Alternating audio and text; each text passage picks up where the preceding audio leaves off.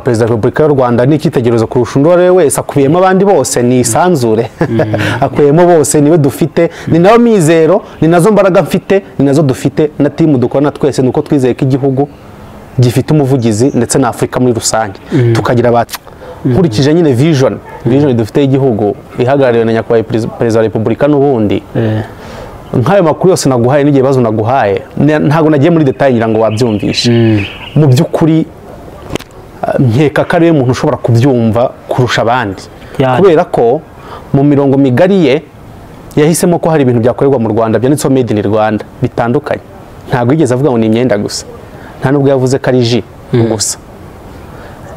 Ngiriwe ubuntu twahura nkamutekereza agahinda abelectronise bagenzi banjye twabyize natwe tubibamo duhura nako ko kuba tutabona imashini zihagije zidufasha gukora ibikoresho by'ikoranabuhanga ngo duhaze abakiriya bacu, duhaze community dutuyemo n'akarere. Erega twanabijyana ni Burundi no muri Kongo no mu Uganda no muri Tanzania n'ahandi. Nicyo kintu cyo nyene namubwira, namusaba ko yakumva ijwi ryanjye akumva ko ibyo bintu ndi iyo mbogamizi mfite y'ibikoresho by'imashini byadufasha, ibi bikoresho byose navugaga dukora basi nkabona ubushobozi n'ahantu hisanzuye ho gukorera, nkabasha gukora ibikoresho byinshi bishoboka, hakaza abantu bandi bose b'abanyabwenge bagiye biga ibintu bitandukanye, tukajya inama mpaka tubonye ibikoresho nako biri ku isoko ry'u Rwanda byanditseho made in Rwanda. Iriya mikrofone iri muri biro ye erega wasaya nakorerwa no mu Rwanda nayo byakunda nanjye nazashimishwa kubona igikoresho nakoze kiri mu biro bye akoreramo cyangwa hakorera cyangwa se n'ahandi hose mu gihugu. Rero nicyo kintu nasaba anyumvishe, yakumvijwe iryo jwi ryanjye, nta bundi busabe bundi numva nagira butari ubwo, ni ukumfasha gusa nkabona imashini zamfasha guhaza isoko n'amasoko. Aka gakoresho mureba niko kabipima, twarakikoreye tumaje kudukora device tugere muri 20 twaduhaye abantu mu ntara dutandukanye kugira badutestinge barebe nabiri gukora mbere yuko tujya muri RSB. Police traffic ibura yabahereza isoko nicyo tugamije kandi ntabwo twenda kuba wasanga bari ababikura hanze bazigura hanze, amakuru yatwo ntibaza ahantu ajya, ntibazi niba ari polisi y'u Rwanda gusa yabona, wanasanga buriya na polisi yo mu Bushinwa aho batuguze naho babibona ku gihugu ya kumva ngo igihugu kibwa amakuru. Ariko tuvugana izi device turazikorera hano, software ijyamo turayiprograma, ibyo dushyiramo niwo bitubwira kuva muri za composa naberekaga ntoya kuva kuri motherboard ukahitamo, tugashyiraho logo zawe, tugashyiraho made in Rwanda kugira ngo n'uwo kibonye wese abone ko ari made in Rwanda. Ubu ina ruko teste iri smart, ifite screen ibikwereka ibintu byose, amakuru yose biyakwereka. Ni urugero rwa device turi gukora na innovation, kandi ikindi tugakwishoka byose ku buryo akaba ari akantu kari affordable. Wumvise ibintu byacu ntago bihenda kuko ubu nkino aruko teste, ariko ibi byo noneho nibyo mu nganda. Rero nkuko duprograma ibi ni nkuko dukora programa mu nganda, mu ruganda rwa ukamenya ngo ese mu by'ukuri ibintu byanjye bikora mu buryo automatique, ese abakozi aho ntibafiringa mu macupa ibyo bishakiye. Ino rero programa Logic Controller ishobora kugufasha, tukakwensa ukavuga uti mfite uruganda dukora ji, ukaduhamagara timuze mu tukire gute mu nyensare izi mashini ziye zipompa imitobe neza mu bigega, imitozi itoza ya mitobe zanzoga mu ruganda rwawe, tukamenya ngo temperature bifite mu kigega niyi, tukamenya ngo pressure biri gukoresha niyi. Ibyo byose tukabiguha, tukabikwensanira kuko ubishatse, apana ngo ni ibintu uguze mu Bushinwa gusa. Yego dushaka kugira tugura mu Bushinwa kuko production yo mu gihugu turayizi urwego iriho, hari ibyo twagura mu Bushinwa ariko turagura raw material, abaye twebwe tubyiprogramira, abaye twe tubishyiramo program hato hatagira ngo bizapfe ngo ujye guhabwa mu Bushinwa hoya. Icyo kibazo twe twagikuyeho muri iki gihugu, niyo mpamvu abantu bakwiye kutugana tugakorana nabo. Abantu ntibashobora kubisuzugura bati bara nabo mu Rwanda ntago ibyabo byizewe, ntabwo iyo mitekerereze mu Rwanda irahari, irahari no muri Afurika irahari, ariko impamvu babisuzugura ni uko utabashyize imbaraga mu byo wakoze. Nese umuntu niba gukorera indazi ukarijya ntirikutere mu nda, niki cyakubuza kujya kugurira nanone? Ese niba ubwe ngo n'ugwino nkorera imashini ipfundikira amacupa, ifiringa amacupa yo mu ruganda rwanjye rw'imitobe n'ibindi, ukaza nkabikwensitarira ngakoresha ibikoresho icyuma umushinwa yakoresheje mu ruganda rwe, nanjye ndajya kukigura ku isoko ry'Ubushinwa riri open, ngira ngo murabizi, cyangwa no muri Korea cyangwa no mu Buyapani cyangwa n'ahandi no mu Budage. Igikoresho twabonye gikora ibyo bintu turajya kukigura, ariko kana igomba kuva mu Bushinwa no n'ibikoresho by'ikoranabuhanga byakorerwa hano.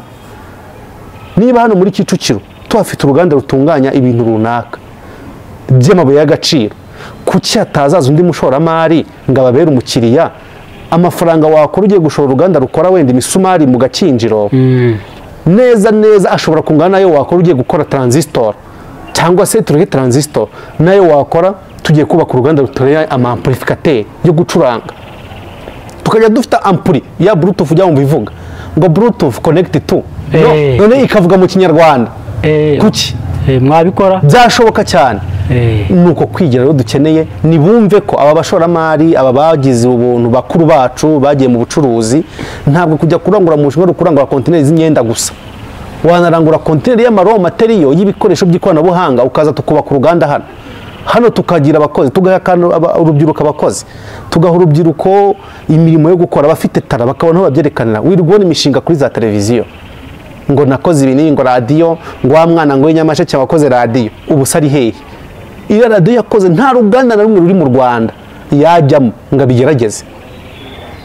Ariko ni ushobora gutanga inomero zawe kugira ngo n'umuntu ukeneye kuguha isoko abe yariguha. Twe twiyemeje gukora, turi ba Munyakazi, ntabwo n'ubundi twabura kuzitanga.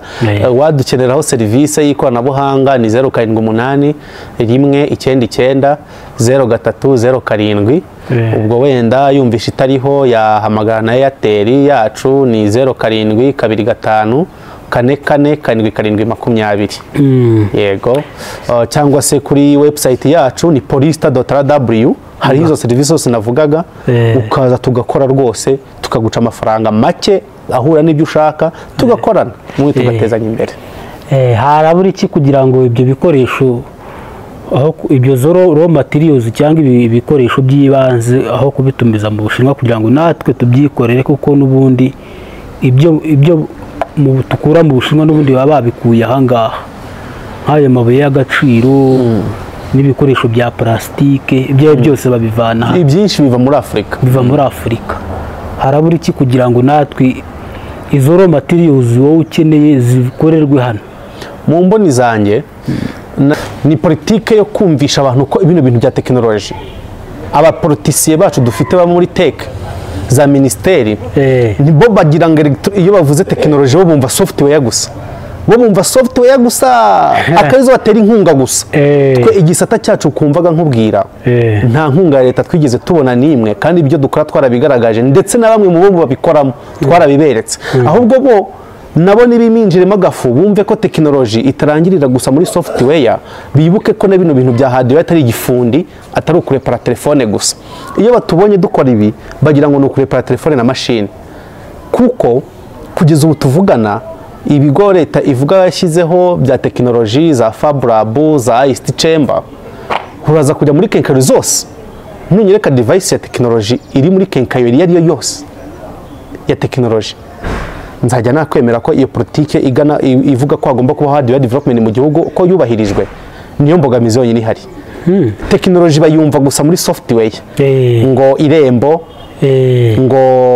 ngo backup, n'urugero, ngo software website, ibintu nk'ibyo, ngo system ngo y'abantu ngo ihuza ngo turere, ngo ibintu ngo by'imihigo, software, just software. Nibyo ngibimina turanayifite, ariko ntago ari software gusa.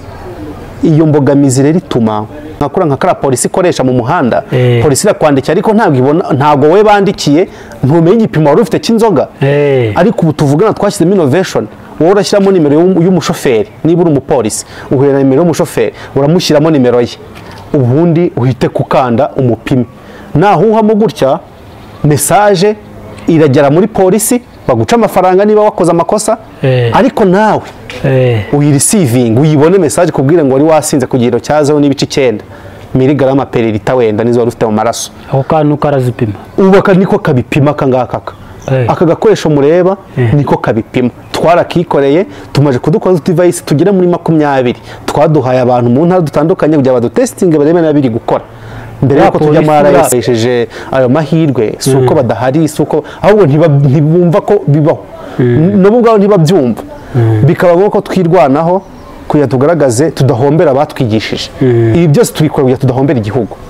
donc nubyo duhombera igihugu uko kudahombera igihugu ariko reka bibyazwa umusaruro reka izo mbogamizi dufite zivanweho mutubwirire abo bashoramari ntibumve ko guhinga urusenda gusa ruzajya mu Bushinwa ariyo business gusa kandi rwagatunganyirijwe hano rwakakorewe hano ahubwo tukajya kubagurisha product ziri final exactly birashoboka rega iyo mbogamizi dufite iyo mbogamizi ngiye irambangamira intera umujinya abantu bakora mu marushanwa bino bintu bya za hanga pitch n'ibindi amamiliyoni aratangwa kandi nge bije yanjye nayitanze kera nsaba ubufasha ndi kuvuga ati izi mashini tubaye tuzifite twakemura ibibazo ibi n'ibi ariko amafaranga aratangwa agapfa ubusa ndashaka ko rwose ndasaba abantu bari mu nzego bamenye ko elegitoronike ihari elegitoronike irahari ahubwo baze twe turi kubikora dukore icyo bita inyigo iboneye dushyireho urugaga ruduhuje nk'abenjeniyeri muri bino bya tekinoloji turaziranye twe turahura tukigaburira tukisangirana tukishyurana fagitire nta semina ya leta iraduhuza abelegitoronisiye twe turihurira ubwacu ubundi twishyireho urugaga rumwe dushyireho dukore production electronic production nicyo kintu cyonyine ngiye numva kihari gisabwa kandi ubushobozi igihugu kirabufite natwe kandi turahari twarabyize dufite abana benshi basohoka mu IPRC dufite abantu benshi babikunda ibyo dukora ntitubona abakiriya tubona abakiriya kandi twifashisha leta kugira tubone abakiriya ahubwo turashaka ko noneho leta muraho neza mbese mwaba muzi akamaro ka kawa uretse kuba ari ikinyobwa kiryoha ndetse kikongera ubusabane hagati y'abagikunda murabizi neza ko ikawa idufasha kwirinda indwara zitandukanye harimo indwara y'umutima diyabete yo mu bwoko bwa kabiri kanseri n'izindi si ibyo gusa kandi ikawa yongera ubushobozi bw'umubiri irinda ubwonko kunanirwa vuba ndetse inafasha abantu mu rugendo rwabo rwo kugabanya ibiro kubw'izo mpamvu rero muri Kupenda Coffee Limited twongeye kubazanira ikawa nziza iryoshye ikunzwe imenyekana cyane cyane ku bwiza bwayo n'uburyohe ntagereranywa ntutinde nawe wakoresha iyo nimero iri kuri screen yawe ukatwandikira cyangwa ukaduhamagara tukayikugezaho waba uri hose murakoze turabasuje aho muri hose ku isi mwiriwe mwaramutse bitewe n'igihe urebeye ikiganiro cyangwa bitewe naho ukirebera uyu munsi rero twasuye umusore kabisa utangaje kabisa twifuza yuko n'abandi basore b'abanyarwanda bareberaho n'abandi bumva ikinyarwanda bareberaho turagusuhuje cyane yego nanjye ndabikirije muraho neza amakuru yanyu turashimira Nyagasani no kuba turi mu Rwanda turasuhuza bene wacu bari hakurya amakuru ni meza dufite akavura dufite amafu n'amafufu nibyo bidufubitse ahandi mumeze mutese biragenda aha turi mu kazi nubwo duhuriye mu kazi ariko biragenda ari akazi karagenda ari imiryango ari ubuzima nyine busanzwe turashimira Nyagasani n'abantu kuko burya ntabwo twibeshejeho uravuze uti tugusanze mu kazi ubwo rero turashaka ngo twibwire amazina yawe kampani yawe n'ibyo ukora kugira ngo n'abantu bamenye ibyo ari byo kuko bishobora gukora ku mutima cyangwa ku inspiringa abandi bantu ari nacyo tugamije yego murakoze nitwa Mani Niyoyita ndi umunyarwanda w'urubyiruko ariko umwantrepreneur cyangwa se rwiyemezamirimo ukiri muto mu by'umwihariko mu by'ikoranabuhanga rwiyemezamirimo mu by'ikoranabuhanga ubwo tuvuga ko turi muri tekinoloji impamvu mvuga ngo turi muri tekinoloji ni uko twiyemeje ko tugomba gukora ibikoresho by'ikoranabuhanga mu gisata cy'ikoranabuhanga atari ugukora kompiyuta gusa yapfuye atari ugukora telefone gusa yapfuye kuko ni serivisi n'ubundi dutanga za maintenance ariko twarengejeho n'akantu ko kuvuga ngo twakwikorera icyo twakwita production rero turi muri electronic production aho dufite mission nk'uko mubibona mission yacu iravuga uti we need to create most compelling regional electronic manufacturing company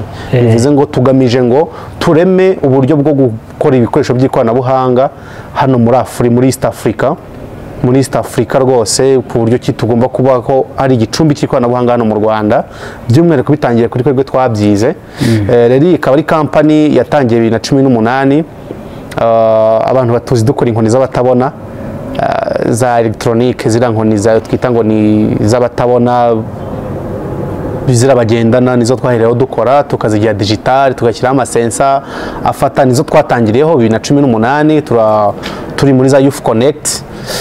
Turakomeza ngenda mbona ko ari ibintu bishobora kuvamo akazi nyuma yo kubyiga electronique, numva nize electronique na telecommunication muri secondaire, mbona ko bishobora kuvamo business. Niko kubitangira rero gutyo nshinga company, urumva ntiwajya muri Youth Connect udafite business, niko byagenze. Byari requirement ariko byaje no guhinduka business. Rero narabikomeje gutyo kuva icyo gihe ngenda ndeba team tugomba kunyana dukorana, abari talented, abafite ubushake bwo gukora muri ako kazi. Rero nubwo twatangiye dukora izo nkoni kuva muri iyo myaka twatangiye dukorera mu majyepfo Nyanza, niho nakoreraga hafi ni Gatagara, kugira ngo ubwo ni nayo ntandaro yo kuba naratangiriye kubatabona kuko nibo bari iruhande rwanye kandi tugomba gusolvinga ibibazo, tugomba gukemura ibibazo bihari muri community.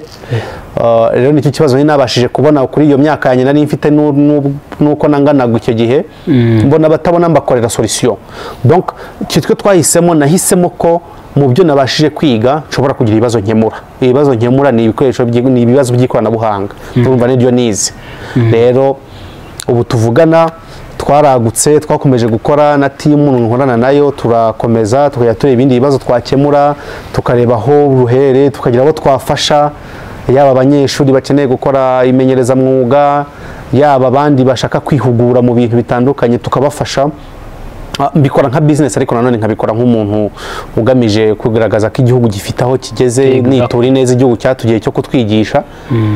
Rero nibyo twakomeje naka kandi nibyo tugikora. Rero dukora ibikoresho by'ikoranabuhanga, turarema, niko nabivuga, nubwo tutari ukurema ariko turakreya. We create, dushobora gukora igikoresho gishyashya ahuza ufite igitekerezo runaka cy'ikoranabuhanga. Urugero, ushobora kuza uri kuvuga uti mfite amatara iwanjye, mfite abapangayi 10, amazu arimo abantu 10, kandi bakoresha konteri yanjye ninjye umuriro wenda. Ukibaza uti nzabigenza nte ngo njye menya umuriro wa wabura umwe wese bagiye bakoresha, kandi ikibazo kindemereye ko birirwa banyaka amafaranga, ko banyambura, ko bigenda gutya, nzamenya ngo buri wese akoresha umuriro ungana gute. Ibintu nk'ibyo, icyo ni ikibazo mu by'ukuri gikemurwa n'ikoranabuhanga. Simvuze ngo washonje ngo ninjye muri polisi tuzabikemura kuko ntago dukora wenda food processing, nicyo navuga.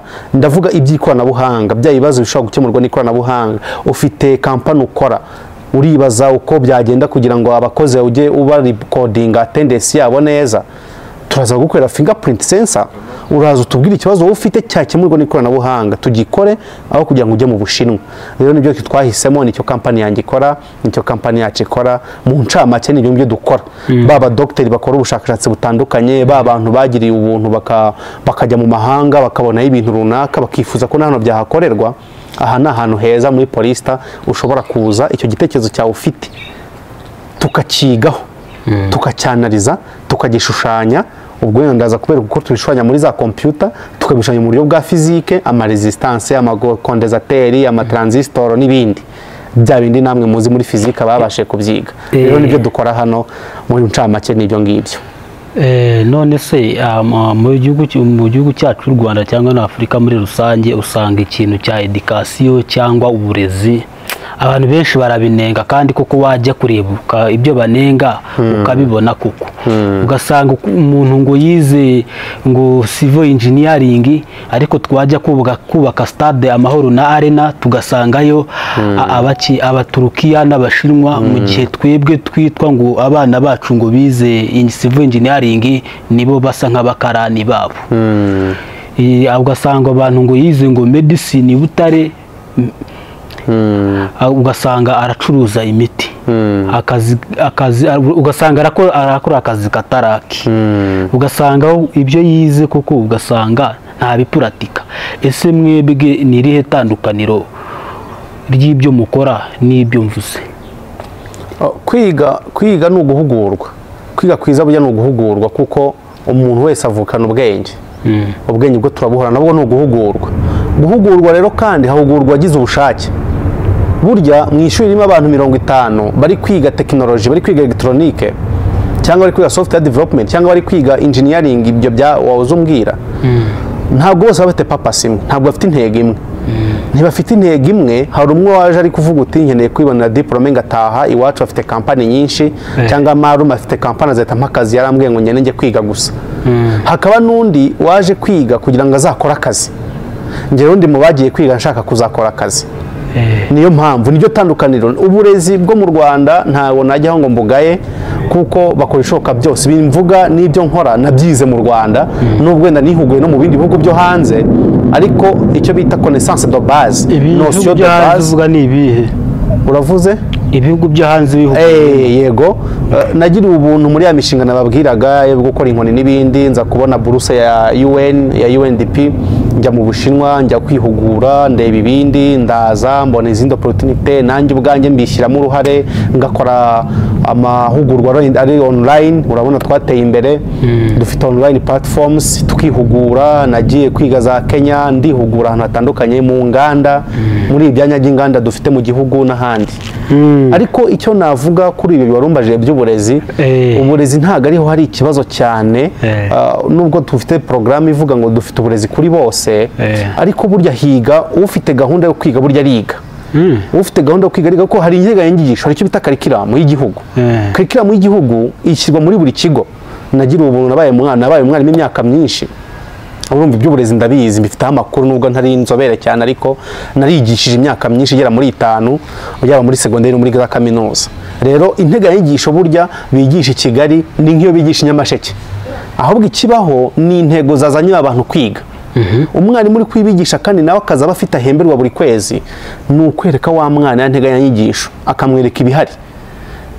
Nta masaha afite kujya kukwereka ibintu byose, arakwereka iby'ibanze ubundi nawe ujya gukora ubushakashatsi. Ahubwo banyeshuri twize twaradohotse, bamwe muri twe ntidukora ubushakashatsi bw'ibyo twabonye. Itandukaniro rero mvuga riri hagati y'ibyo nize n'ibyo nkora ni uko nakoze ubushakashatsi mu nyuma yo kwiga. Namenye ko electronique ibaho, menya umuriro positive na negative, menya phase na neutre, menya composant de base, icyo twita basic components, menya transistor, menya resistor, menya diode. Nta shuri itabyigisha electronique, buri mwarimu wese yigisha electronique arabyigisha. Rero iyo wamaje kumenya ko habaho transistor, ni wowe ukora ubushakashatsi mu nyuma watashye mu rugo, niba koko wiyemeje engineering ukajya kumenya ngo transistor nayikoresha iki mu rugo. Ese ya mashini yacu ifura mu rugo, ya pasi yahiye iki? Ukamenya ko yahiye resistance, ukamenya ko yahiye thermostat. Kandi iyo thermostat tugiye mu ikayi wigiyemo muri troncome, muri physique, muri troncome bwahirimo. Rero ntago ari ikibazo cyo kwiga, ahubwo ni ugufata umwanya. Abantu bari kwiga bagafata n'umwanya bagakora ubushakashatsi ku bintu, kuko aka kanya urwego rw'u Rwanda ruriho ntago turi gukora smartphone, ariko twakora interrupteur, twakora akantu kari do base kibanze. Hari akantu twakora ya matara yatsa yo mu rugo, ya byiki, ya bya bindi uri bukoresha mu rugo iwawe, mu rugo dukoresha twibanze umuntu yatwikorera muri physique twabashije kwiga. Rero uburezi yego hakeneye kuminjirwamo akantu kugira ngo wenda bagire ukuntu bagira école d'excellence, banakorane n'abafatanyabikorwa, banakorane n'abikorera, kuko buryo uburezi butakoranye n'abikorera ngo ujye kumenya mu nganda Masoro uko bimeze, ujye kumenya uko mu ruganda rwa Bralirwa uko bikorwa, ngo ukorane n'abikorera, ugire abantu 5 mu kigo bari buze kuba bari excellent, ugire nani d'excellence ku buryo uzabona resultat muri cya kigo cyawe uyoboye. Kubifata ibintu byose en general muri rusange, ngira ngo wenda nicyo kibazo bafite mu burezi, kuba bafata ibintu byose bakigira en general. Ariko hari abantu bafite tara, hari abafite icyo nakita impano, hari abafite impano idakeneye ko biga ibintu byinshi, ahubwo bakeneye icyo bita exposition de travail, exposition au travail, bakora icyo work shadowing, ukamwereka ati bino bintu turimo turagira gutya bikoreshwa mu ishuri ry'abantu 50 bose ntago bagira burya intego imwe, warubize. Ahubwo havamo 3 bakareba bazaba engineer ba nyakuri, nk'uko ubu tuvugana nyine mu ishuri nizemo twavuyemo turi bake twakunze uyu mwuga w'ibyo twize. Rero singira ngo wenda ikibazo twagishyira ku kwiga no kuba utarize, ahubwo nagishyira mu kumenya ngo umwuga ushaka ni uwuhe, uruhare wagira mu gukunda igihugu kwawe ni iki. Sindi umusirikare ariko nkunda igihugu. Gukunda igihugu ntabwo birebera kuri umusirikare. Yego. Niba mfite abantu bashobora kuza kwihugura hano ku buntu, ngayishyiraho offer nkavuga ngo ndatraining abanyeshuri 30 mu mwaka nk'iyo ntego, bakagenda bagatsinda mu bizamini bya leta neza, mfite ubuhamya bw'abantu benshi.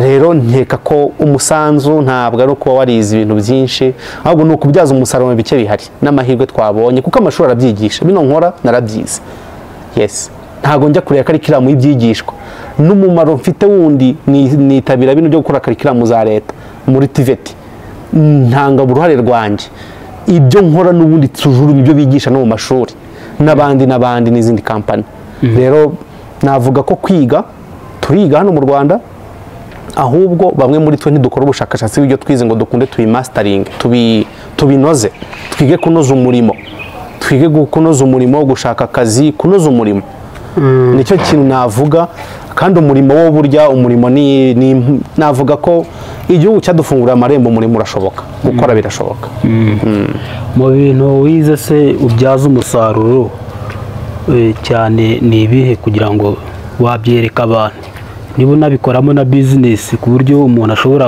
kuvuga ati uriya muntu twakorana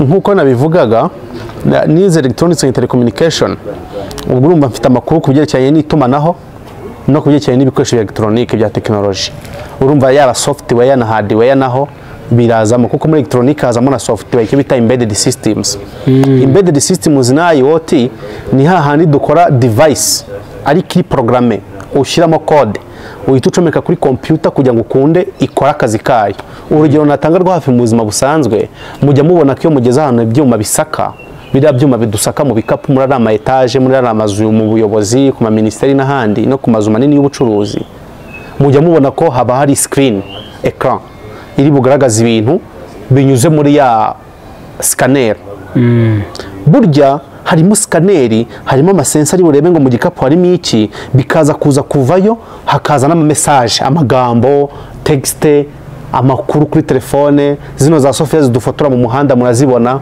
mu by'ukuri ni icyuma cy'ikoranabuhanga gifatika kiri tangible ariko harimo na software electronique rero burya nta gitara na software rero nibyo twize ibyo rero bituruka muri physique ni ukuvuga ngo iyo tuvuze electronique ni ishami rya physique byiga amashanyarazi burya electronique ni ishami rya physique ni muri physique kandi physique urabizi ikoresha imibare igakoresha na chimie buriya mba nzi ngo diode ikozwe na silicone nkaba nzi ngo red kagatara buryo ubona kaka kuri telefone yawe nkaba nzi ngo kakozwe na manganese arsenide ni chimie burya igikoresho cya binjye wumva ngo amabuye y'agaciro ukumva ngo fer asudira fer asudi fer ni iron ni icyo bita ubutare iron ni ubutare ni waza kuri fer asudi ni ete isudi ukoresha icyo bita ete icyo bita tin ete ni ibuye ry'agaciro ni chimie numva electronique burya ireba kuri physique imibare ndetse na chimie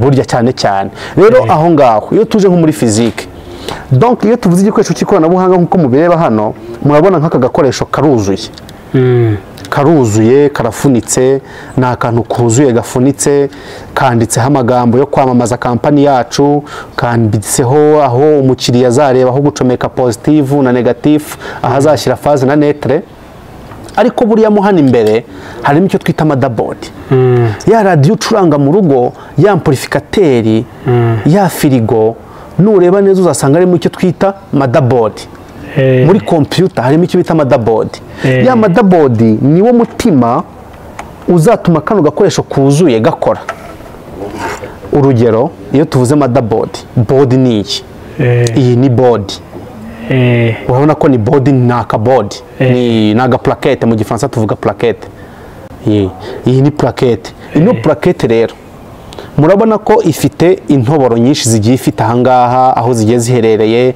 aho turi butereka akantu aho turi bugire gute agadiode agatransistor agacipu ibintu nk'ibyo nifashisha ya physique nkajya muri computer bitewe na cya kintu nashatse gukora niba nabonye ikibazo cy'ahantu wenda tuvuge nk'ubu wenda nk'akazi duheruka gukoraho wenda nk'ikiraka wenda navuga duheruka hano muri company umuntu yaje afite ikibazo ari kuvuga uti ndashaka ko mumfasha ndashaka kujya menya gahunda y'imyumbati yanjye mpinga ibintu by'imyumbati nkajya menya ifumbire yanjye ukuntu imeze mu butaka n'ibindi nkamenya irrigation ngomba gukora kuhira nzuhira ryari turi mu bihe by'izuba tugiye kubigeramo ibintu nk'ibyo yaraje ku kazi turicara atubwira ikibazo afite mu magambo twumva ibigomba gukorwa twumvisha ibigomba gukorwa tubikora mu buryo buri fiziko, tujya muri fizike turibaza ati ikintu kizamenya ko amazi ashize mu butaka ni iki, ni sensa yitwa gutya moisture sensor.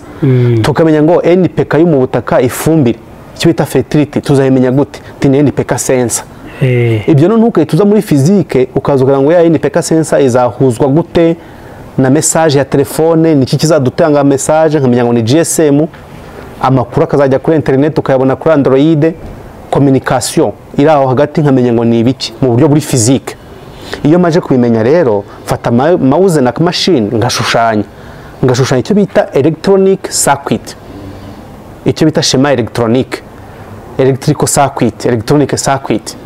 Namara kwishushanya nkareba niba ntaho nibeshye, ngahereza timu yanjye turi gukorana niba ntaho nibeshye. Iyo birangiye turaprintinga, duhita dufata ya schema twakoze tukayikoramo noneho iki gifatika, icyo bita 3D modeling ya PCB, icyo bita PCB development, PCB design and development noneho watangiye kuyikora ukayiprintinga. Ubu iyo ureba nicyo twita motherboard, iri blank motherboard, nta kintu kindi kiriho, ni intoboro gusa, iri drilled, ahantu ho gutereka microcontroller harahari, aho gutereka sensor harahari, aho gutereka kakandi kazasona byabaye byinshi harahari, ibintu nk'ibyo kumujya kumva kuva nyina rarume. Iyo maze rero kubishushanya gutyo muri computer tugana printinga, noneho ihita ihinduka iyi ngiyi, ihita ihinduka ino motherboard. Iyi motherboard mureba niyo yiriye burane nari mfite nta kintu kiriho. Iyi mubona iriho ibintu gutya, ibi twashyizeho ibintu, niyo yiyi itariho ibintu. Iyi motherboard rero tuba twakoze icyo bita PCB assembly, icyo bita assemblage de plaquette. Noneho tugafata ya plaquette tukayishyiraho ibintu, ya makompoze electronique. Aya ni amakompoze electronique, harimo ama sensors, nk'ubu n'urugero iyi ni spectrometer sensor, iyi ni spectrometer sensor, iyi ni microcontroller, iyi ni memory card reader. Hamwe dushobora kubika amakuru kuri memory card, kumujya ubona ko uri gukoresha kamera ukaba yagenda ya mafoto uri gufotora ukayasanga ari kuri memory card. Iyo memory card ni nk'iyi. Iyi system nakoze amakuru iri gufata irayashyira kuri memory card ku buryo nushaka kuzayakoresha ibindi bintu uzaza uyasangeho. Hanyuma rero iyo tumaje kubigenza gutya dushyiramo n'amabateri bitewe na device, bitewe na cya gikoresho. Ese igikoresho kiri ahantu hadahora umuriro ku buryo dukeneye kuza tugicaginga. Ese iki gikoresho kiragendanwa, ese kizakenera pano soleil, ese bizagenda bite? Tubiganira n'umukiriya tukumva ibyo akeneye tukabikora nk'uko abikeneye. Urugero ya motherboard niyo yiyi, ariko murabona ko hasi hariho indi pariti y'iki, pariti y'amabateri. Harimo bateri, harimo umuriro, harimo bateri, harimo umuriro n'ibindi. Ubwo rero duhita ko tubihuza na ya requirement, icyo bita user requirement. Izo user requirement nizo duhuza nazo bikarangira dukoze aka device kakuzura. Iyo tumaje gukora motherboard duhita ko dukora icyo bita 3D printing, noneho tugakora boîte yo gufunika cya gikoresho. Ya motherboard twakoze tuhita tuyikora na boîte. Murabona ko boîte, tuvuga boîte na computer yifashe ibifite enclosure, ibifite igifuniko. Ntabwo uhitubona motherboard imeze gutya. Nako rero duhita ko dukora ya gifuniko mwibara umukiriya yahisemo. Niba ashaka umutuku ni uyu yahisemo umweru, urabona ko twaprintinze mu mweru. 3D printer turayifite, duhita ko tuza tukahita tudesigninga motherboard tukayihinduramo boîte ikenewe. Iyo boîte rero ikenewe twayiprintinga tukajya twashyiramo ya motherboard, ubundi tugashyiramo software, igikoresho kikaba kigize gute kirarangiye. Tukajya kuri tere tukajya kureba niba koko amakuru akenewe ko cya gikoresho kizafata, kuko urumva ni ikoranabuhanga, niba koko kiri gukora nk'uko kigomba kuba gikora. Ibyo rero twabigezeho, twakoreye abantu benshi, natwe ibyacu twikoreye bwite tugurisha. Ubu tuvugana dufite device zigera muri enye tugurisha. Hari smart meters izinaberekaga ziri final, these are final products, tuzigurisha ku bakiriya bacu. Nako mwikoreye, aka nako twikoreye, turangiye turagafunika, gakontorora umuriro, gapima umuriro, gakontorora umuriro, nagakoresho gakontorora umuriro ku buryo ushaka gukupa umuriro wiwawe uri wagiye mu kazi ukavuga uti sinshaka ko abana bakoresha amapasi, ushaka kugena ngo nshaka ko bazajya bakoresha gucaginga gusa, sinshaka ko bacomekaho ipasi cyangwa imashini y'imyenda bitwara umuriro mwinshi, ukakupa ugashyira kuri telefone yawe ugahitamo, ukavuga uti sinshaka ko barenza kilowate ku munsi zingana gutya. ukavuga uti sinshaka ko bacomekaho vandarateri nako cya kintu gitwara umuriro mwinshi, ndashaka ko bigenda gutya, ndashaka ko bigenda gutya, ndashaka ko bigenda gutya. Aka ni gakoresho twakoze kagura amafaranga make, abakiriya bazaza ni karibu tukabasobanurira yavuga nta kibazo. Hari igihe tuyavuga bakagira ngo bakaduseka, bakurumva gasimbura supplémentaire, gakora nka za compteur ujya wumva ngo z'abapangayi, akubundi bagakoresha ku bapangayi ukajya umenya ngo umuriro yakoresheje ungana iki, ubu bireba kuri telefone aho wibereye. Aho wibereye rwose ubu bireba, wowe boss landlord cyangwa wowe nyir'urugo, amafaranga 85 yonyine, ubundi ukagashyira kuri konti inyuma ku masu konteri, icyo twakita su konteri, kandi tukabihindura uko wumva ubishaka. Amakuru yose wumva ushaka kuri sivinga kwakira niyo tuguhereza. Rero ni made in Rwanda. Tukagira n'akandi k'ibyapa, buriya kiriya cyapa cyacu iyo bwije nimugoroba kiriyatsa, iyo bugorobye kiriyatsa. Amatara yacu yo hanze hano iyo bugorobye ariyatsa, ntago ari igihe, ntago ari saa 12, ntago ari saa moya, oya, ahubwo ireba ikirere. Dufite sensa zireba ikirere. Aya matara ndeba, aya matara na kiriya cyapa byose ubu nibwira nimugoroba birahita byiyatsa. Ako kantu tukagurisha amafaranga 6,000. Ako kantu gatuma byikoresha 6,000 ari na makeya, ni amafaranga make kubera ko nitwe tubyikorera, bikorwa n'abana b'u Rwanda. Tukagira izo nkoni nakubwiraga, n'izo nkoni dukora, akaba ari buyizinga akayishyira mu gakapu uriya muntu utabona, ariko irimo GPS, nayibura azayiturakinga kuri telefone amenya ahantu iherereye, nashaka kuyiha arayihamagara ikamusubiza. Ashaka kumva abantu bamubuze, urabona abantu batabona bashaka kugira ibibazo byinshi, yaba yagiye bashaka kumenya ahantu aherereye bakabireba. Najya guhura n'ibintu, agiye guhura n'ikintu, idirishya rimukubita mu mutwe rifunguye, wenda agiye kunyura ku rubaraza ahantu, igiti, ishami ry'igiti n'ibindi, tugashyiraho amasensa ku buryo byose biraba biri kugaragara. N'izindi product nyinshi tugiye dufite, gucana amatara mu rugo ukoresha telecommande yawe, ama attendance system. Tumaje gukorera kampani zigera muri 15 tuzikorera systeme za attendance, aho tuza tugakorera ka device ka fingerprint, abakozi bakaza bagashyiramo fingerprint mu buryo bworoshye, atari zimwe ziva mu Bushinwa bizasaba kujya gushaka software y'abantu baho n'ibiki byose. Ko mugani ibyo bibazo ntibyabari, hari n'abantu bashobora kuba bajya gushakira ibintu mu hanze y'igihugu, kandi mu Rwanda birahari rwose. Dore ngizi madabori turazikora. Ikintu cyose watekereza wowe ukeneye mu kazi kawe, muri kampani yawe, ukeneye ko abakozi bataza basinze, turagushyiraho akantu bahanyure, bazi bahuhemo, baze bahuhemo. Ubundi ni wumva inzoga gatanga amakuru, kaguhe message kakubwira ati umukozi witwa gutya tumubonye isura yitwa gutya yasinze, aje mu kazi yasinze. Ubu aka gakoresho mureba niko kabidufashamo.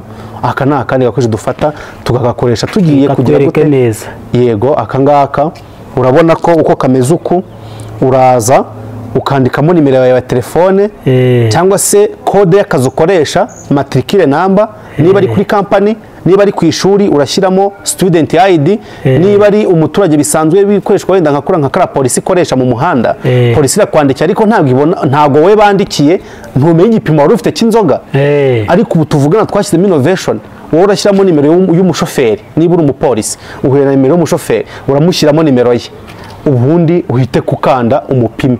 Nahuhamo gutya message iragera muri polisi, baguca amafaranga niba wakoze amakosa, ariko nawe uyireceiving, uyibone message kubwire ngo wari wasinze ku gihiro cyazeho n'ibice 9 miligrama per liter wenda nizo wari ufite mu maraso. Ako kantu karazipima, ubaka niko kabipima. Kangaka aka gakoresho mureba niko kabipima. Twarakikoreye, tumaje kudukora device tugera muri 20 twaduhaye abantu mu ntara dutandukanye kugira badutestinge barebe na biri gukora mbere yuko tujya muri RSB. Police traffic bura yabahereza isoko, nicyo tugamije, kandi ntago twenda kuba, kandi wasanga bari babikura hanze batazi, bazigura hanze. Amakuru yatwo ntibaza ahantu ajya, ntibazi niba ari polisi y'u Rwanda gusa yabona, wanasanga buriya na polisi yo mu Bushinwa aho batuguze naho babibona.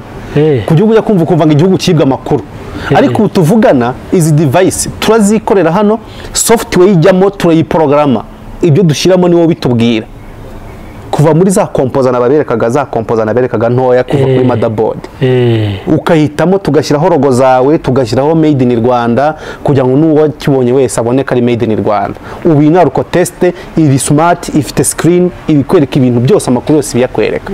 Ni urugero rwa device turi gukora na ama innovation kandi ikindi tugakwishoka byose ku buryo akaba akantu kari affordable. Wumva ibintu byacu ntago bihenda kuko ubu nkino Arcotest iri smart kuri uru rwego twigurisha amafaranga 115. Amafaranga 115 iri chargeable imarana umuriro byibura iminsi 5 igifite umuriro kandi gahora kuri rezo nta nubwo wayiba ngo ijyane mu kindi gihugu ngo ikore. Iyo ijyanye mu kindi gihugu kitari mu Rwanda ntabwo bikora. Ishobora kukwereka ibipimo bya rukora ariko nta makuru n'amake ishobora gutanga. Bivuze ngo ni umwihariko nicyo bita ibyakorewe hano. Urwo nuri zimwe mu ngero za device twagiye dukora. Ubwo iyo tugarutse rero mu by'inganda ushobora gusanga ibingi urabona ko ni ibintu bishobora gukoreshwa n'abaturage, umuntu akaba yaza kampani isanzwe n'ibindi. Ariko none tuza mu nganda rero abanyenganda ntago twabibagiwe kuko burya mu ruganda habamo ikoranabuhanga rikoresha amashanyarazi icyo bita industrial automation. Nta kindi rero kirikora n'iki nicyo bita PLC, programmable logic controller. Hamwe niba ari muri Bralirwa, niba ari muri za Rwanda rukora sima, rukora misumari, rukora amabati, haba hari amamoteri akora y'amatrifaze ibiki urabona ko bari imbaraga nyinshi. Dore dukoreshamo ama PLC. Ako gakora iki? Iyi ni PLC nicyo bita programmable logic controller.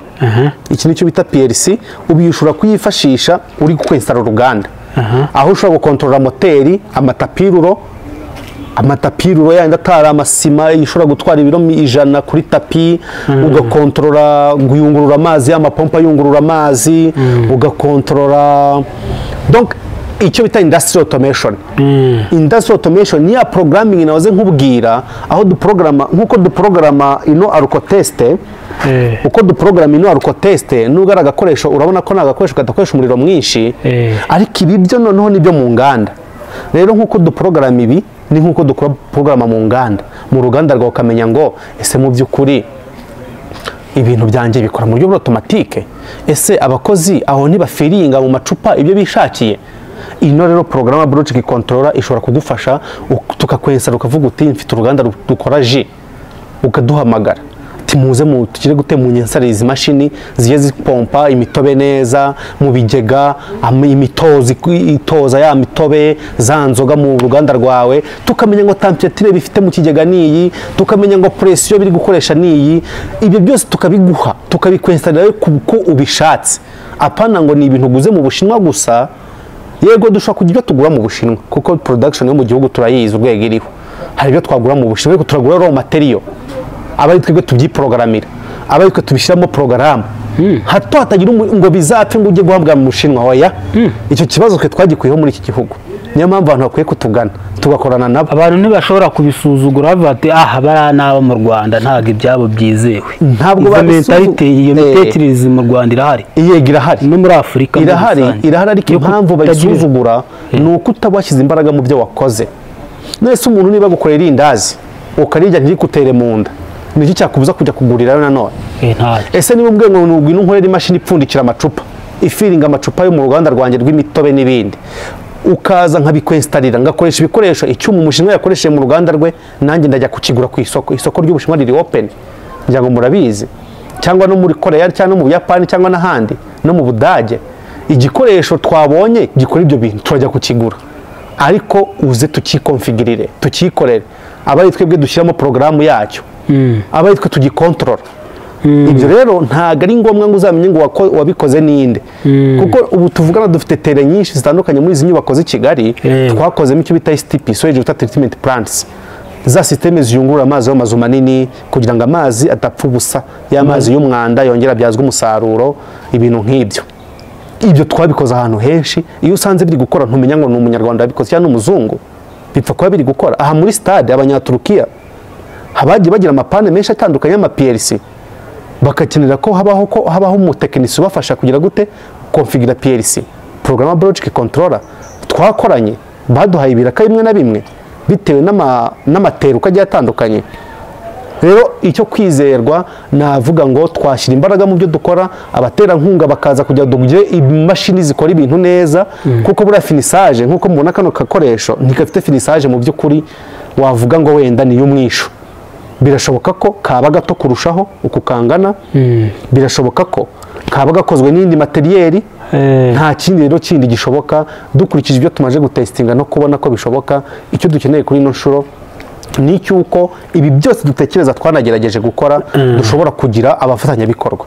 Abafatanyabikorwa bashobora kuba baturuka mu gihugu icyo bita local investors cyangwa se foreign investors. Abantu bakaza bakabona bino bintu dukora, ni karibu hano muri Polista tukabereka ubushobozi bwa buri kimwe ibyo dufite byose. Ubundi inkunga yawe yaba ari ukuduheza umukiriya, yaba ari uko wazi ko batereka tugura imashini niyibura kugira ngo hakorwe ibintu byinshi kandi bisa neza, tukaba twabikora mu rwego rwo gukunda igihugu. Nashishikariza ko buri umwe wese yaza muri iki gisata ya tekinoloji tugakora, tukagira icyo twigezaho, byibura tukagira ibikoresho biri ku isoko.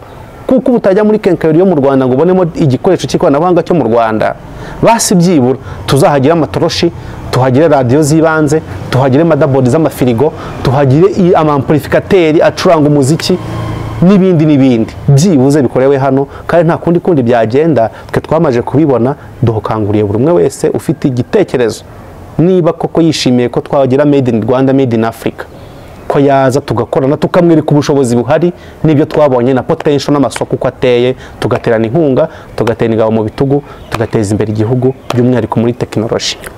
Ikintu cyitwa panafricanism ujya ucyumva? Yego ndacyumva cyane. Byanze ko ukwigira kwa Afurika, ni ukwigenga kwa Afurika byuzuye. Ubihuza gute n'ibikorwa byawe cyangwa n'ibindi bikorwa by'abandi bantu bagamije yuko Afurika yagira aho yigeza itagombye kujya kureba ibihugu byo hanze cyane? Birashoboka, ariko Afurika ihera kuri wowe.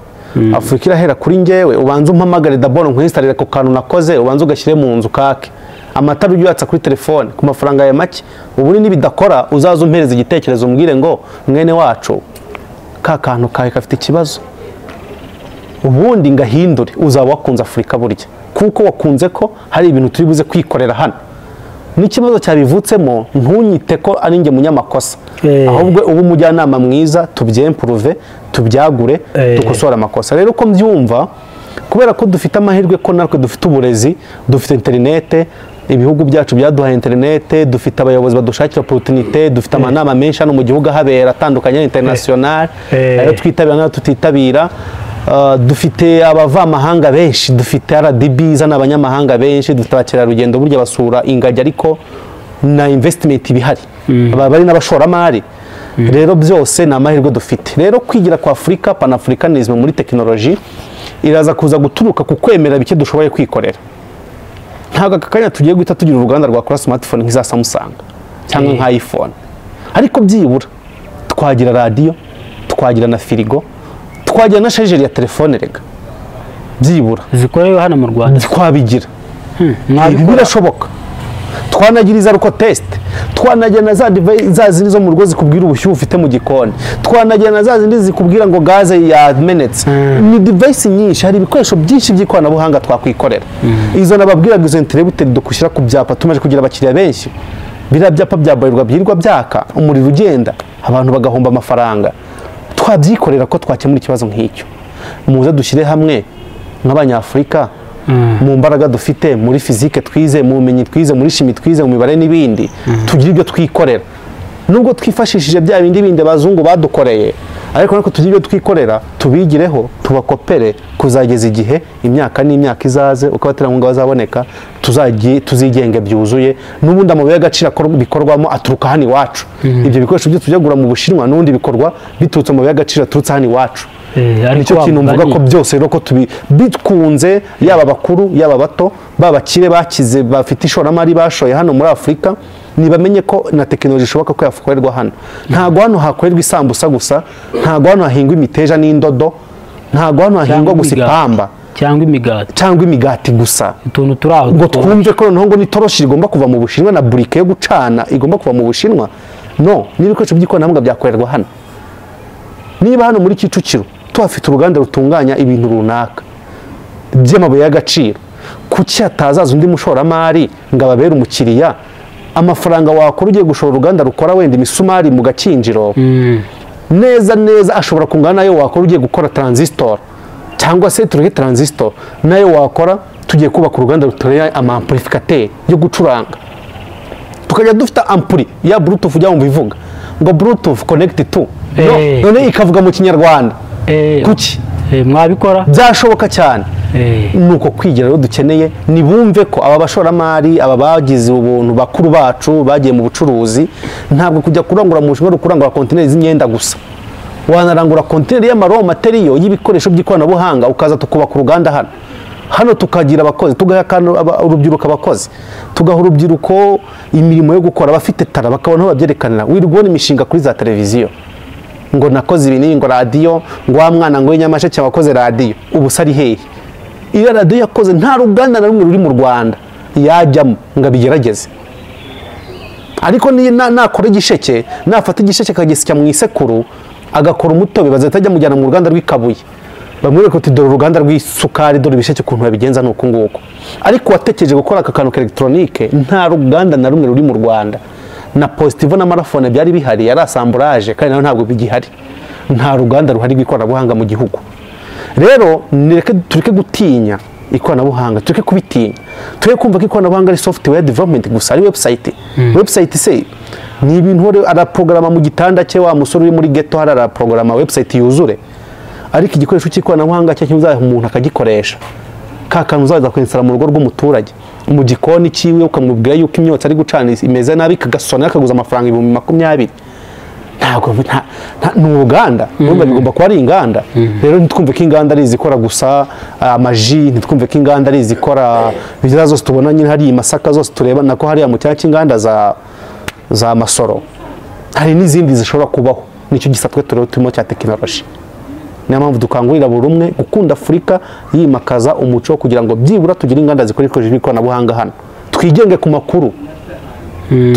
makuru yego nabaye bakwiye inspira b'abanyafurika babona bakunze Afurika cyane donc nyakubahwa perezida wa Repubulika y'u Rwanda ni icyitegererezo kurusha undi uwo wese akubiyemo abandi bose ni isanzure akubiyemo bose niwe dufite ni nayo mizero ni nazo mbaraga mfite ni nazo dufite na timu dukorana twese nuko twizeye ko igihugu gifite umuvugizi ndetse na Afurika muri rusange tukagira ba Traoré baza bafite ibyo bapurika ni abantu urumva bari muri age zacu yego ni umujene ariko ni umuntu wafatira icyitegererezo gukunda Afurika twagira turanashimira abantu rega ishoramari ryabo hano ishoramari ryose buryo wakoze mu gihugu cyawe ubugamije ko gitera imbere turashimira buri umwe wese ufite business iraninga mu gihugu cye nawe burya ni umuntu unyinspira kuko burya yahisemo ngo abikoreraho atanga akazi kuba baturanye abandi ni abagabo nyine bagiye bafite ibitekerezo by'ikoranabuhanga bo mu Rwanda bo mu mahanga ku rwego rw'isi ariko twahera hano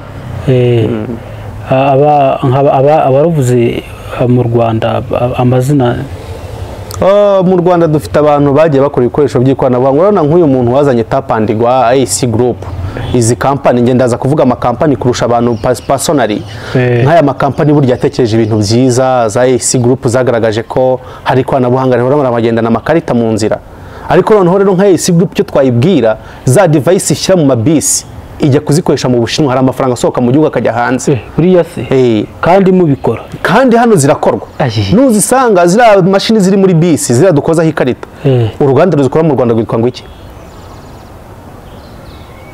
nta ruhari ziva mu Bushinwa ni amafaranga yasohotse igihugu yagiye bamenye ko natwe rero burya turahari bagize igitekerezo cyiza nibyo kuko ni systeme biprogramiye byabo ni tekinoloji yabo nibyo ariko bamenye ko turahari twanakorana za device bakaza tukazigira izacu bwite noneho erega buriya ari amakuru ya ziriya bisi wasanga ajya hanze n'ubundi wasanga bayatwiba ayajyayo rwose nta banga ririmo wasanga bayatwiba ibintu twikorera se barabitwara bari abantu rero baranyispira ariko tugomba gukorana nkuko banyispira ngomba nanjye gutekereza niyo mpamvu natekereje kwikorera iza device nanjye ni umusanzu hari n'izindi kampani dufite izi kampani zikora ama software dufite amakampani yandi hari azitwa za Narada Electronics dufite ama NGO hari nk'izitwa za Stem Power ni NGOs mu by'ukuri ubona ko zifite intumbero yo kugira ngo abantu basirimuke kuri iyo ngingo y'ikoranabuhanga baranyinspira ni NGO ikorera hano i Kigali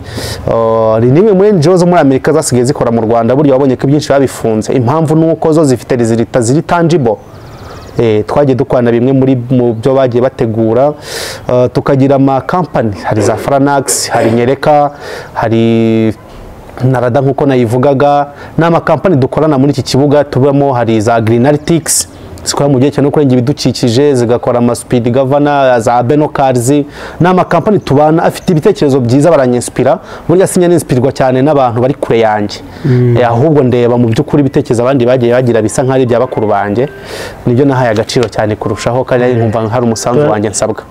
Tugana ku musozo, turashaka kumenya imbogamizi muhura nazo, turashaka tubwire imbogamizi uko na leta ikiganiro zakibona byanze bikunze, n'icyo ugira n'icyo uyisaba, kuko leta niyo igena byose.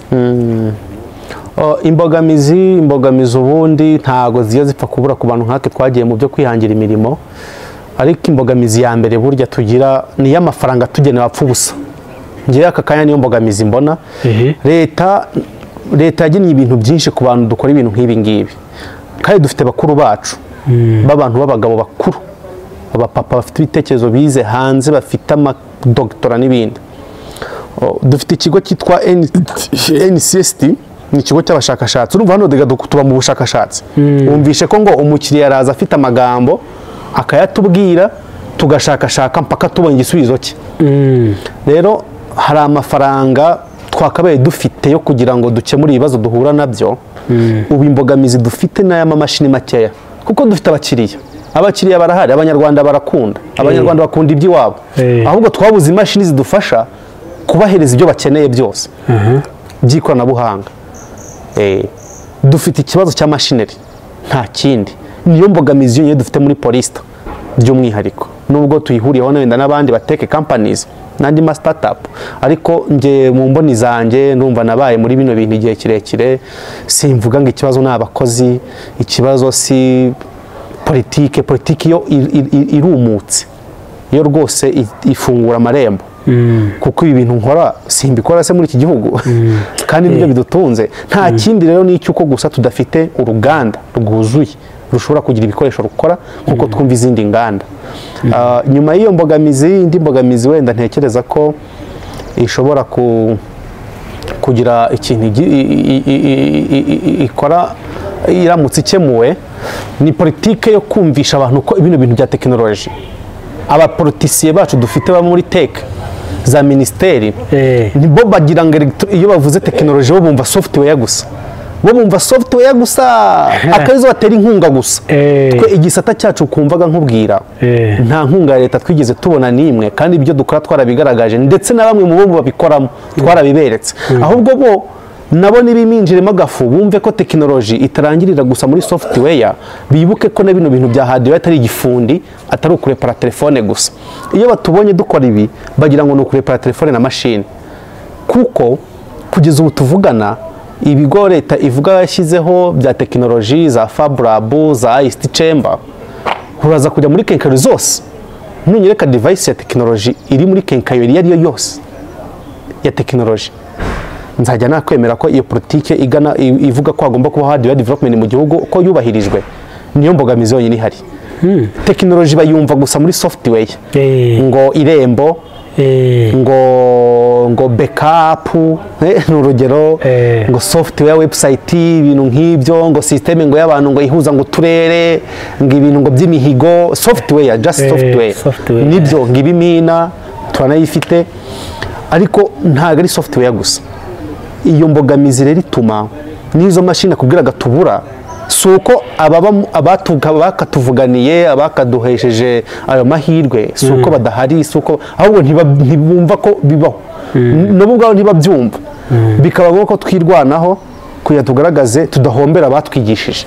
Ibi byose tubikora kugira tudahombera igihugu, donc ni kugira tudahombera igihugu. Uko kudahombera igihugu ariko reka bibyazwa umusaruro, reka izo mbogamizi dufite zivanweho. Mutubwirire abo bashoramari ntibumve ko guhinga urusenda gusa ruzajya mu Bushinwa ariyo business gusa, kandi rwagatunganyirijwe hano, rwakakorewe hano, ahubwo tukajya kubagurisha product ziri final. Exactly. Birashoboka rega. Iyo mbogamizi dufite, iyo mbogamizi ngiye irambangamira, intera umujinya. Abantu bakora mu marushanwa bino bintu bya za hanga pitch n'ibindi, amamiliyoni aratangwa, kandi nge bije yanjye nayitanze kera nsaba ubufasha, ndi kuvuga ati izi mashini tubaye tuzifite twakemura ibibazo ibi n'ibi ariko amafaranga aratangwa agapfa ubusa. Ndashaka ko rwose ndasaba abantu bari mu nzego bamenye ko elegitoronike ihari, elegitoronike irahari, ahubwo baze twe turi kubikora dukore icyo bita inyigo iboneye, dushyireho urugaga ruduhuje nk'abenjeniyeri muri bino bya tekinoloji.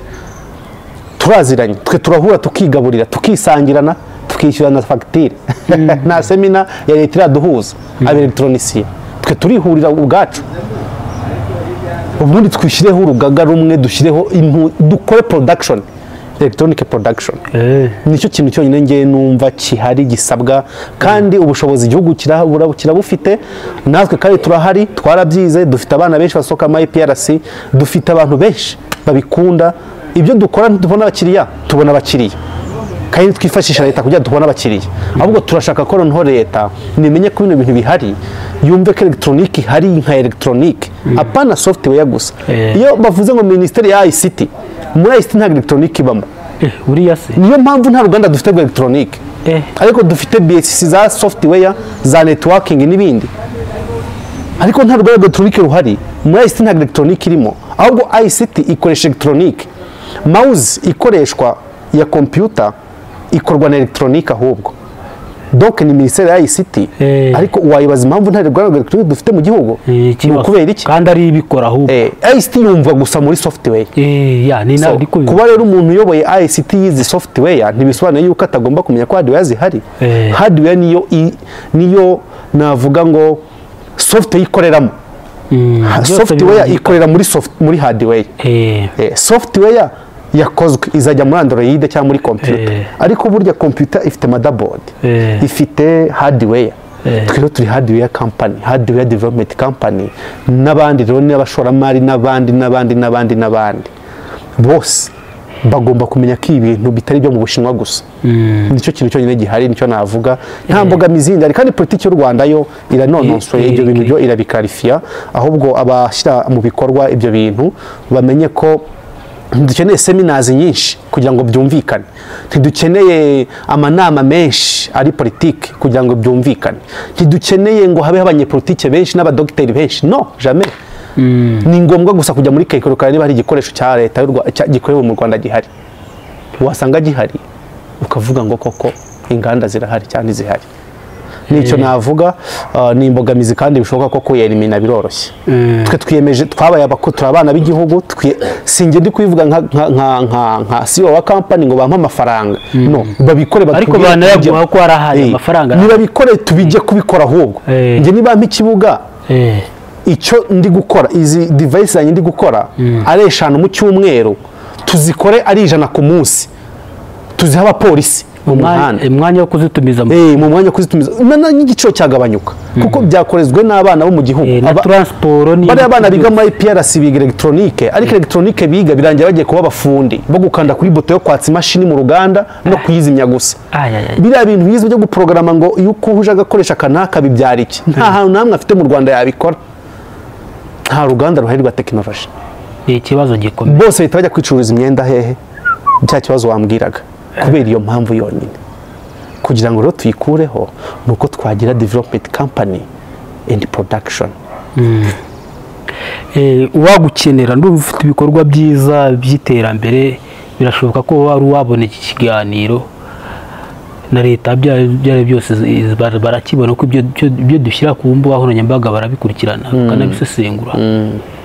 Niki ushobora gutanga inomero zawe kugira ngo n'umuntu ukeneye kuguha isoko abe yariguha? Twe twiyemeje gukora, turi ba munyakazi, ntabwo n'ubundi twabura kuzitanga.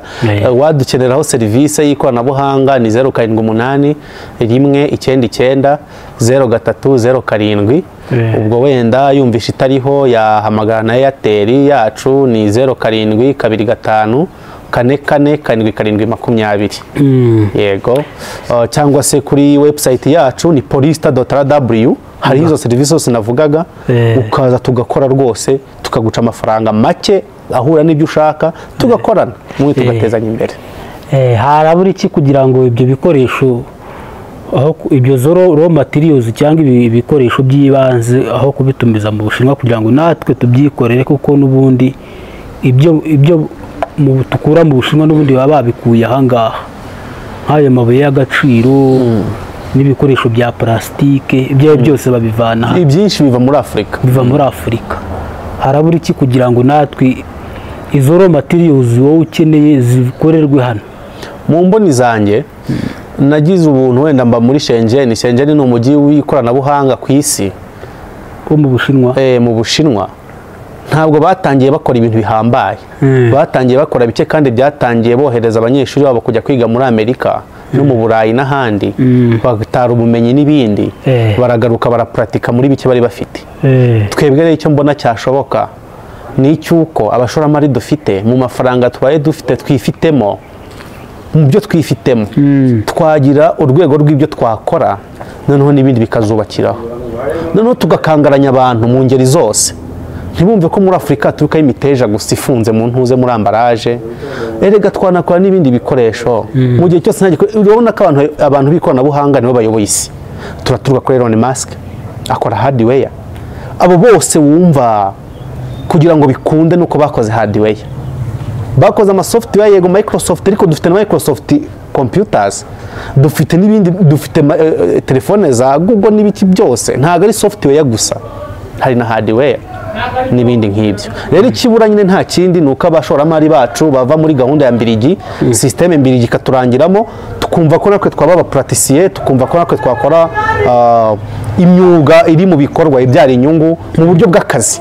Ntiwumve ko wabaye umubosi kwa ko ufite uruganda rwo kujya ufite ngo ntuzujya kurangura mu Bushinwa gusa, uzana hana amakontineri hari amajerwa. Nibyo ni byiza, nibyo nyine gukora ubushoramari, ariko ibuka bene wanyu, ibuka igihugu, ibuka abana bato b'u Rwanda bari kwiga, ibuka ubundi noneho twubaka inganda zikora bike mu bikoresho basi twabasha no kwifashisha. Niki wakwisabira Perezida Paul Kagame? Ntawamenya, wajya kubona iyi video arayibonye, byo birashoboka. Njyewe nkurikije ari kuri mashini akagira gutya agakirikaho akareba kino kiganiro, niki wamwisabira? Birashoboka. Njye n'ubundi mu bihe birebire byagiye bishira nahisemo ko nkurikije nyine vision dufite y'igihugu ihagarariwe na nyakubahwa Perezida wa Repubulika, n'ubundi nk'ayo makuru yose naguhaye n'igihe bazo naguhaye ntabwo nagiye muri detail ngira ngo wabyumvishe. Mu by'ukuri nkeka ko ariwe muntu ushobora kubyumva kurusha abandi, kubera ko mu mirongo migari ye yahisemo ko hari ibintu byakorerwa mu Rwanda byanditseho made in Rwanda bitandukanye. Ntabwo yigeze avuga ngo ni imyenda gusa, nta nubwo yavuze ko ari ji gusa. Ngiri ubuntu twahura nkamutekereza agahinda, abelectronise bagenzi banjye twabyize natwe tubibamo, duhura nako ko kuba tutabona imashini zihagije zidufasha gukora ibikoresho by'ikoranabuhanga ngo duhaze abakiriya bacu, duhaze community dutuyemo n'akarere. Erega twanabijyana ni Burundi no muri Kongo no mu Uganda no muri Tanzania n'ahandi. Nicyo kintu cyo namubwira, namusaba ko yakumva ijwi ryanjye, akumva ko ibyo bintu iyo mbogamizi mfite y'ibikoresho by'imashini byadufasha, ibi bikoresho byose navugaga dukora, basi nkabona ubushobozi n'ahantu hisanzuye ho gukorera, nkabasha gukora ibikoresho byinshi bishoboka, hakaza abantu bandi bose b'abanyabwenge bagiye biga ibintu bitandukanye, tukajya inama mpaka tubonye ibikoresho nako biri ku isoko ry'u Rwanda byanditseho made in Rwanda. Iriya mikrofone iri muri biro ye, erega wasa yanakorerwa no mu Rwanda nayo byakunda. Nanjye nazashimishwa kubona igikoresho nakoze kiri mu biro bye akoreramo cyangwa se n'ahandi hose mu gihugu. Rero nicyo kintu nasaba, anyumvishe, yakumvijwe iryo jwi ryanjye, nta bundi busabe bundi numva nagira butari ubwo, ni ukumfasha gusa nkabona imashini zamfasha guhaza isoko n'amasoko. Turagushimiye cyane Amani. Ndabashimiye namwe.